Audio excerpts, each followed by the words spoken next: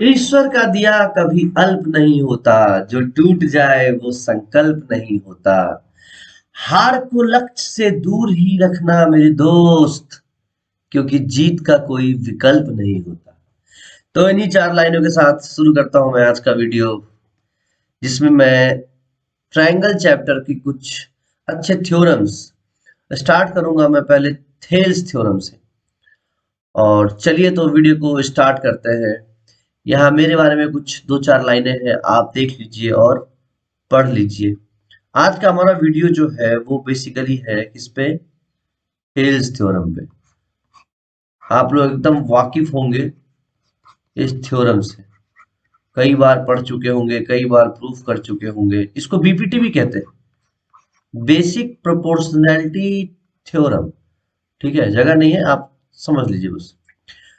कई बार आपने पढ़ा होगा, कई बार प्रूफ किया होगा, भूल जाते होंगे फिर करते होंगे। इस वीडियो में आपको याद हो जाएगा ये थ्योरम। हालांकि मैंने पहले ये थ्योरम बता रखा है अपने चैनल पे, लेकिन अब एग्जाम नजदीक आ गया है, सब लोग लगे हुए हैं तैयारी में। तो मैं सोच रहा था कि क्यों ना एक बार अलग अलग वीडियो बना के सारे थ्योरम्स को एक्सप्लेन कर जाए। एक बच्चे का रिक्वेस्ट भी था, उन्होंने कहा था कि थ्योरम के बारे में बताइए सर, ट्राइंगल्स के थ्योरम। तो मैंने सोचा चलो स्टार्ट करते हैं। थेल्स थ्योरम जो है बहुत इजी सा थ्योरम है, बहुत सिंपल सा थ्योरम है, बच्चे भूल जाते हैं। मैं तरीका बताऊंगा कि कैसे आप उसको कभी भूलोगे नहीं, बस कॉन्सेप्ट याद रखोगे कि क्या करना है, और खुद ब खुद आपका हाथ चलने लगेगा। ठीक है, उसमें रटने वाली कोई चीज ऐसी है ही नहीं। तो देखिए, आप स्टेटमेंट देख लीजिए एक बार। थेल्स थ्योरम में क्या होता है, किसी भी त्रिभुज में या किसी भी ट्रायंगल में the line is drawn parallel to one side of a triangle to intersect the other two sides. In distinct points, the other two sides are divided in the same ratio. किसी भी triangle में, त्रिभुज में, एक हम रेखा खींचते हैं, समानांतर रेखा, किसी भी साइड से पैरेलल लाइन खींचते हैं, ठीक है, जो उस ट्रायंगल के अदर टू साइड्स को दो डिस्टिंक्ट पॉइंट पे कट कर रहा है। मेरी बात को ध्यान से सुनिए और गौर से समझने की कोशिश करिए, या उल्टा मैं बोल दिया। ठीक है, ध्यान से सुनिए। और ये देखिए, यहाँ पे टू प्रूव लिख रखा है मैंने, AD upon BD is equal to AE upon EC। जिस दो पॉइंट पे वो कट कर रहा है, उन दोनों को सेम रेशियो में डिवाइड करता है। ये भी आप कह सकते हैं, ये भी आप लिख सकते हैं, ठीक है, कि two sides divide the two sides in the same ratio where you have given DE parallel to BC। ठीक है, तो चलिए इस थ्योरम को बहुत ही आसानी के साथ और चुटकियों में प्रूव करने की कोशिश करते हैं। देखो प्यारे बच्चों, ये जो इस थ्योरम का प्रूफ है वो इसके इसी कॉन्सेप्ट में छुपा हुआ है। मैं बताता हूं कैसे। देखो, आपको लाना क्या है उस बात पे ही गौर करना है। आपको सबसे पहले लाना क्या है, देखिए जरा ध्यान से। AD upon BD is equal to AE upon EC। मेरे प्यारे साथियों, ध्यान से देखो, तुम्हें क्या लाना है, AD अपॉन BD, यानी समथिंग अपॉन समथिंग। इससे क्या एक चीज सिद्ध होता है कि आपको कुछ ना कुछ प्रूफ में डिवाइड ही करना है। प्रूफ में डिवाइड करना है। मैं ये ट्रिक इसलिए बता रहा हूं ताकि आपको स्टार्टिंग, कुछ बच्चों का क्या होता है, वो ये एकदम से भूल जाते हैं कि कहां से स्टार्ट करना था। ठीक है, तो उसके लिए मैं बता रहा हूं कि AD अपॉन BD लाना है LHS में जो हमारा है, और RHS में है AE अपॉन EC। यानी something upon something is equal to something upon something. ठीक है, something upon something is equal to something upon something, यही आपको लाना है। मतलब कुछ ना कुछ तो डिवाइड हो रहा होगा, ये बात पक्की है। समझ रहे हो मेरी बात? ठीक है, अब इसके बाद आपको जो याद रखना है वो है कंस्ट्रक्शन। मतलब इसके बाद जो एक पॉइंट है वो जैसे ही आप कंस्ट्रक्शन करोगे, कहानी खत्म। ये कंस्ट्रक्शन अगर आप याद रख लिए तो कहानी खत्म है इस थ्योरम की। कंस्ट्रक्शन बहुत ही बेसिक सा है कि इसको इस तरह से भी याद रख लो कि बीपीटी में एरिया को इक्वेट करते हैं। बीपीटी में ये मेरा एक कोड है, इस छोटे से कोड को याद रख लो कि एरिया को इक्वेट करते हैं, मतलब ये स्टेटमेंट एक तरह से एक लाइन बस याद रख लो, बीपीटी में एरिया को इक्वेट करते हैं बस। अब आप देखो ध्यान से कंस्ट्रक्शन क्या है। अब पहली बात, एरिया आया है अगर तो कुछ ना कुछ लेके आया होगा। क्यों? क्योंकि एरिया ऑफ ट्रायंगल जो होता है वो होता है हाफ बेस इंटू हाइट।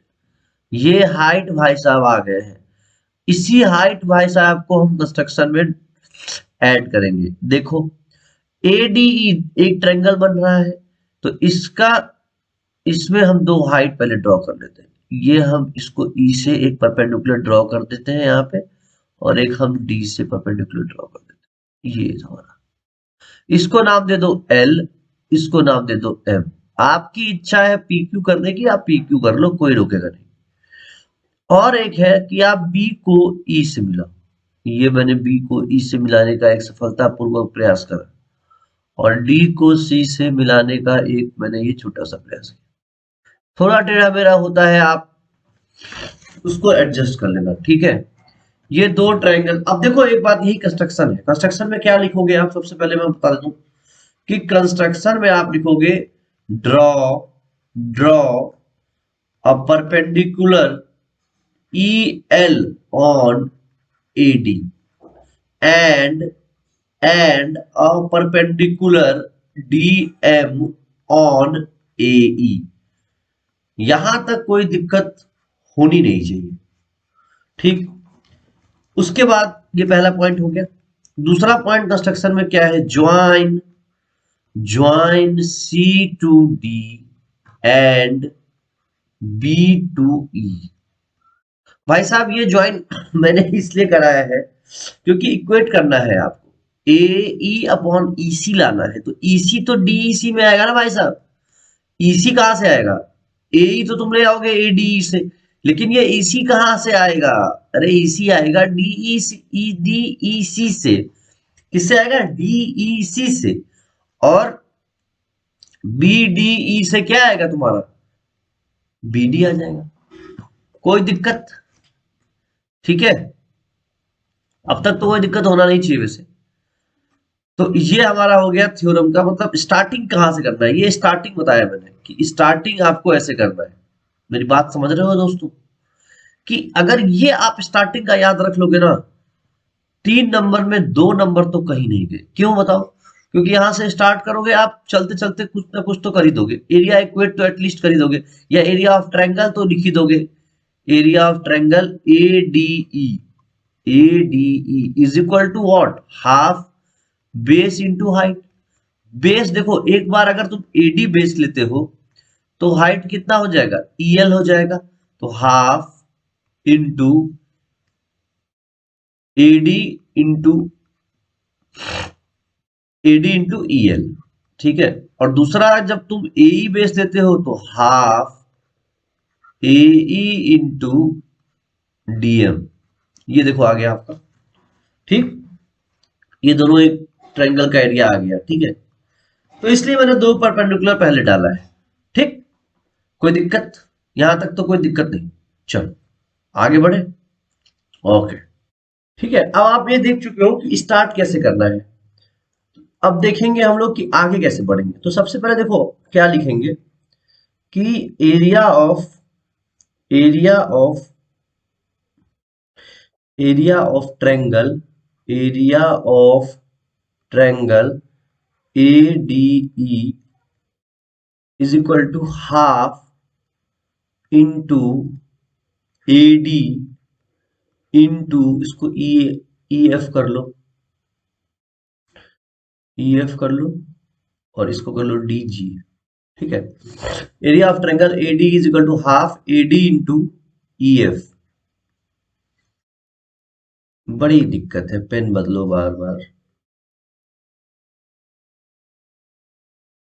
ये हो गया AD into E F. E F आपकी हाइट है, आप देख ही सकते हो, ठीक है।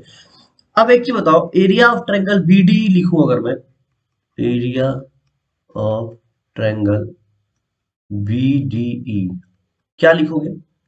Half into BD. अब भाई साहब एक चीज ध्यान से देखो आप लोग कि बीडीई जो ट्रायंगल है उसको मैं थोड़ी देर के लिए बाहर बनाता हूँ, यहाँ पे बना देता हूँ। ये आपका है बीडीई ट्रायंगल। कई टीचर इसको स्किप कर देते हैं, बच्चा डाउट रखता है पर पूछ नहीं पाता है कि ये बीडी ट्रायंगल का जब हम लिखते हैं एरिया, बीडी ट्रायंगल का जब हम एरिया लिखते हैं तो हम कैसे लिखते हैं? देखो एक चीज समझो बात को, किसी भी ट्रायंगल में जो हाइट हम लेते हैं, आप ये हाइट लेते हो, ठीक है, लेकिन हाइट आप इधर भी ले सकते हो। किसी भी साइड को अगर आप एक्सटेंड कर देते हो और अगर सामने वाले पॉइंट से या वर्टेक्स से आप अगर परपेंडिकुलर ड्रॉ करते हो एक्सटेंडेड साइड पे भी, वो उस ट्रायंगल का हाइट होता है, ये चीज। अब ये चीज बच्चे थोड़ा डाउट रखते हैं, वो रख लेते हैं कि चलो ठीक है हाइट हम ई एफ ले लेंगे, लेकिन क्यों लेंगे वो सोचो। वो इसीलिए लेंगे क्योंकि हाइट जो है वो ये लेंथ और ये लेंथ आपकी क्या हो जाएगी, सेम हो जाएगी, क्योंकि यही लाइन क्या है, एक्सटेंड हुआ है पीछे तक। थोड़ा सा टेढ़ा हो जा रहा है पर ठीक है, यही लाइन एक्सटेंड हुआ है, ठीक। ये चीज क्या है, इक्वल है। ये भी आप ले सकते हो, मतलब कहीं भी किसी भी क्वेश्चन में जहां एरिया निकालना हो तो आप परपेंडिकुलर उसको भी ले सकते हो, ठीक है।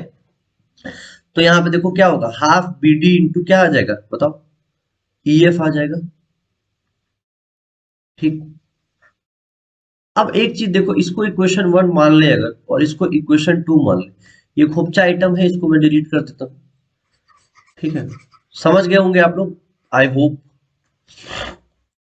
ये हमारा आ गया this equation one. Equation two को अगर हम डिवाइड करते हैं, divide divide equation one by two, तो देखो क्या आ जाएगा, हाफ से half, half A D into E F upon half B D into E F, ठीक।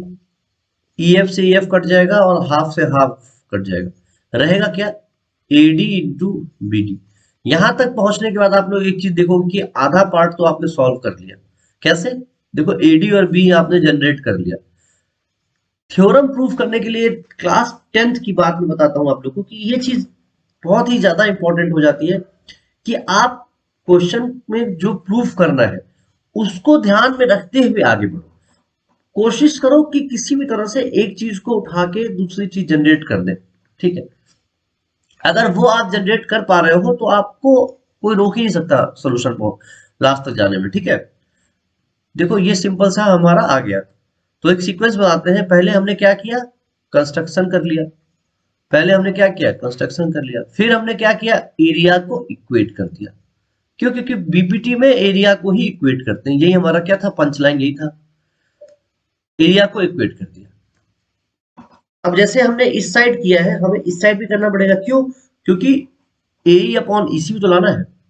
सेम चीज इधर अप्लाई करो, एरिया ऑफ ट्रायंगल मैं यहां लिखता हूं, एरिया ऑफ ट्रायंगल जो एडी आपने लिखा था, एडी जो आपने लिखा था उसको मैं ये भी लिख सकता हूं, half into A into what, DG, ठीक। पक्की बात, यहां तक तो कोई डाउट नहीं होना चाहिए। और ऐसे ही मैं लिख दूं area of triangle DEC, DEC is equal to half, क्या होगा बताओ, DEC half EC, half EC into DG, वही कॉन्सेप्ट।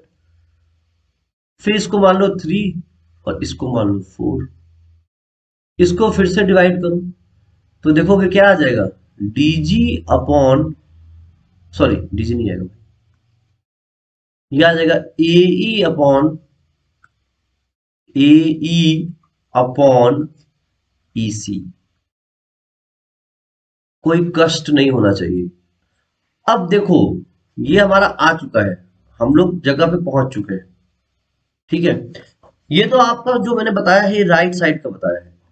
लेफ्ट साइड में क्या चीजें होंगी, ये एडी अपॉन बीडी जो है वो किसके इक्वल है, देखो जरा। एरिया ऑफ ट्रायंगल, शॉर्ट में लिखता हूं मैं, ठीक है, A D E upon area of triangle B D E, ठीक। और ये जो चीज है वो किसके इक्वल होंगी, area of triangle A D E upon area of triangle D E C. इसको थोड़ी देर के लिए बक्से में डाल लेते हैं, बक्से में हम डाल लेते हैं, ठीक है। बताता हूं कि ये देखो दो चीज हमारा आ गया, ठीक। एक ये आ गया और एक हमारा क्या आ गया, ये आ गया। कुछ नहीं किया है, कंस्ट्रक्शन किया, एरिया निकाला ट्रायंगल्स का और इक्वेट कर दिया, बस यहां तक ऐसे ही गया, ठीक है। अब एक चीज बताओ, एरिया ऑफ, अब इन दो इक्वेशंस को, इसको मान लो 5, इसको मान लो 6। 5 और 6 को अगर हम डिवाइड करते हैं, 5 और 6 को अगर हम डिवाइड करते हैं, जगह नहीं यहां लिखता हूं, ठीक है। 5 और 6 को अगर हम डिवाइड करते हैं, देखो area of AD upon BD, और इधर भी एडी, यानी कि एडी एडी कट जाएगा, आएगा क्या इधर, area of triangle DEC. Colour change कर लेता हूं तो ज्यादा विजिबल रहेगा आसानी से। देखो area of, area of triangle this upon this, ठीक है, दिस अपॉन दिस करेंगे तो एडी अपॉन समथिंग, और ये नीचे जाएगा तो डीईसी ऊपर चला जाएगा, DEC upon area of triangle BDE is equal to what, AD upon BD पूरे का अपॉन एई अपॉन ईसी।